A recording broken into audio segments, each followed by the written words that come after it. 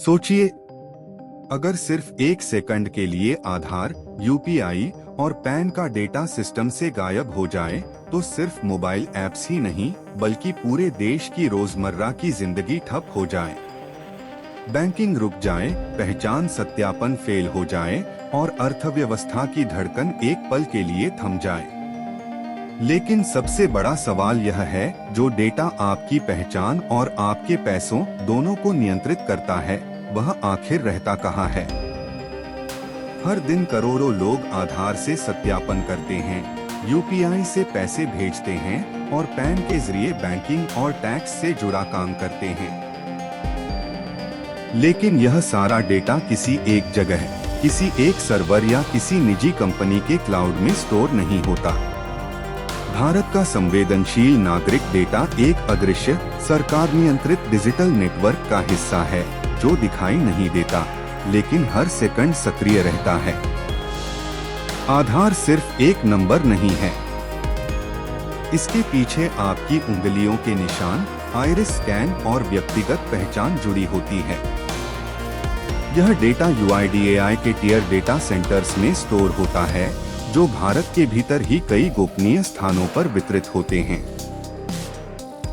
इन data centres का सीधा खुला इंटरनेट एक्सेस नहीं होता और डेटा सैन्य स्तर के एन्क्रिप्शन से सुरक्षित रहता है।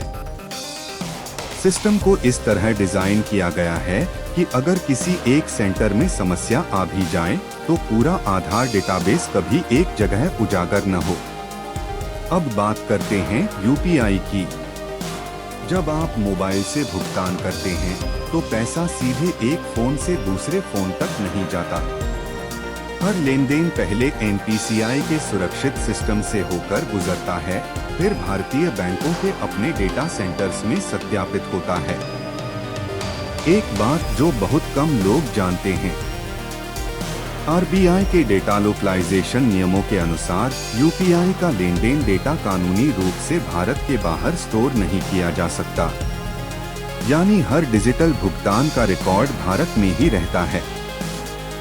इसके बाद आता है पैन और टैक्स से जुड़ा डेटा। पैन सिर्फ एक टैक्स नंबर नहीं, बल्कि आपकी वित्तीय गतिविधियों की एक शांत पहचान है। यह डेटा आयकर विभाग के प्रोजेक्ट इनसाइट डेटा सेंटर्स में स्टोर होता है, जो राष्ट्रीय सूचना विज्ञान केंद्र यानी एनआईसी के इंफ्रास्ट्रक्चर पर संचालित होते हैं। ये सिस्टम सिर्फ डेटा स्टोर नहीं करते, बल्कि उन्नत विश्लेषण के जरिए असामान्य पैटर्न और जोखिमों को बिना किसी शोर के पहचानते हैं।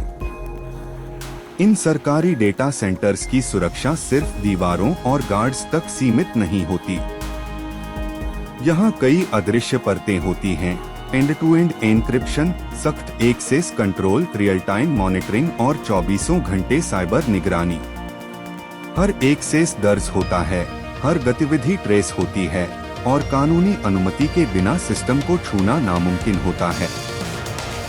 इसलिए जब आप आधार का इस्तेमाल करते हैं, यूपीआई से भुगतान भेजते हैं या पैन की जानकारी देते हैं, तो आप सिर्फ एक डिजिटल सेवा का उपयोग नहीं कर रहे होते। आप भारत के एक अदृश्य डिजिटल किले पर भरोसा कर रहे होते हैं,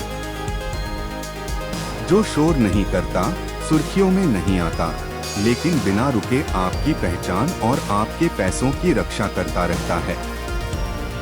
क्योंकि असली ताकत हमेशा दिखाई नहीं देती, वह चुपचाप सिस्टम के अंदर काम करती रहती है।